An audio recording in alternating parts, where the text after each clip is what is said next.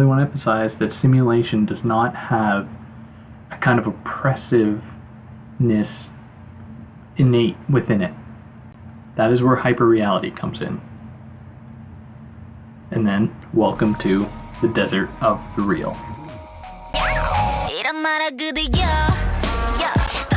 They will have light-speed spaceships. They will have laser guns. But the truly revolutionary potential of technology is to change people, and not just our tools and our weapons. Replace Homo sapiens with a very different kind of being.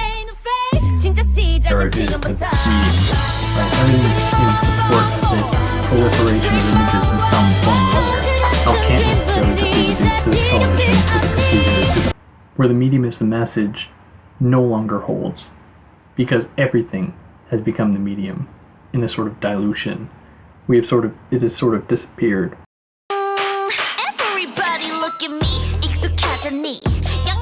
Does it remain the supreme power, fully incarnated in images of a visible theology, or does it volatilize itself in a simulacra that alone deploys the power of constant fascination? The visible machinery of icons substitute for the pure and intelligible idea of God.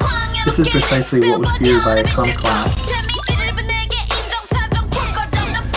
That deep down God never existed, that only the simulacrum ever existed. Even that God himself was never anything but his own simulacrum. Both the hypermarket goes far beyond consumption, and the objects no longer have a specific reality there.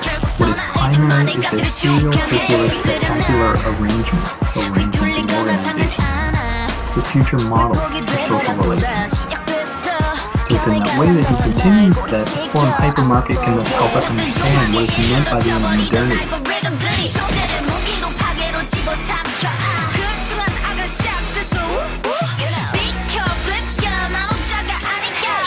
Dialectics of commodities. We are not talking about objective, factual properties of a commodity. We are talking only here about that elusive surplus. Illusion is no longer possible because the real is no longer possible.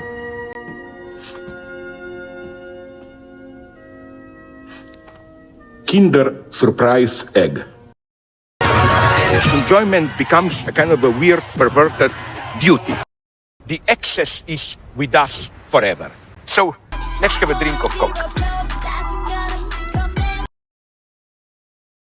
To directly link several brains to the same computer, and thereby linking all of them together and creating a sort of interbrain net.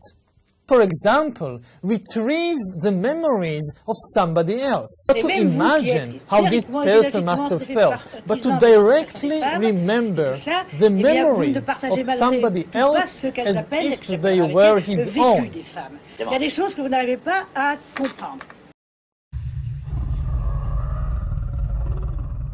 Oh my gosh, don't you know I'm a savage? I'm a killer, 널 깨라. 아직도 가리고 환각을 펼쳐 no fella.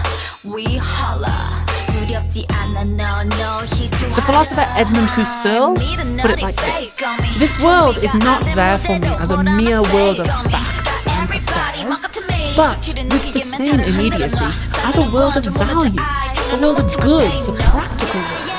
Martin Heidegger was a student of Husserl, and he wrote about the ways that we experience the world when we use a piece of technology. His most famous example was a hammer. He says when you use one, you don't even think about the hammer. You focus on the nail. The hammer almost disappears in your experience, and it's just the medium through which we experience the world. Heidegger talks about technology withdrawing from our attention. We don't experience it, we experience the world and legs through thought alone. Directly link a brain to the internet, so you can surf the internet just with your consciousness. What is quite clear is that such cybers would no longer be humans, they would not even be organic creatures, organic animals.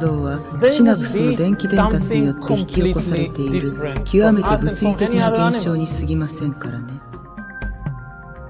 私は肉体の存在理由はそうやって自己の存在を確認するためにあるだけ。あなたは私の本当のママ？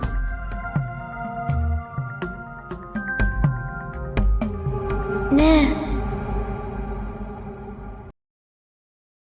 Heidegger says that technology comes with its own way of seeing.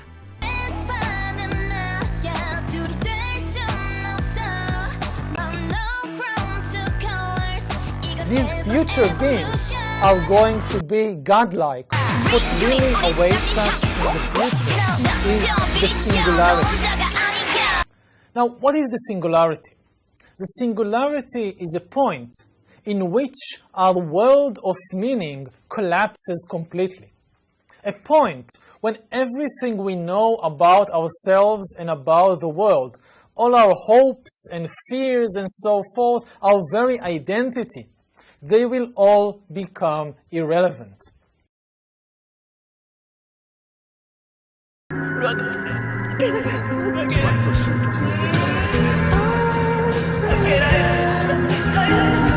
どこにいたって人はつながっているのよ。